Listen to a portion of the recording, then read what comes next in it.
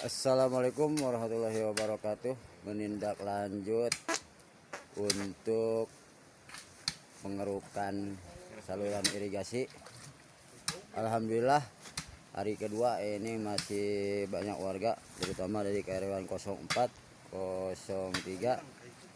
Sementara untuk pengerjaan mawaka diarahkan ke Palih Tongoh non margina di dia oge geninganan aya batu anu di batu curi anu sangat menghalangi karena pengaliran air. Alhamdulillah udah bisa dipecah nyampe separuh, tinggal separuh lagi. Alhamdulillah pengerukan sudah mencapai hampir 300 meteran. Alhamdulillah sangat semangat sekali pada masyarakat. Alhamdulillah ini salah satunya nih, batunya lagi dibobok, batu curi ini tinyuri naon atau ti batu teh sangat lihat sekali batunya, sangat lihat sekali.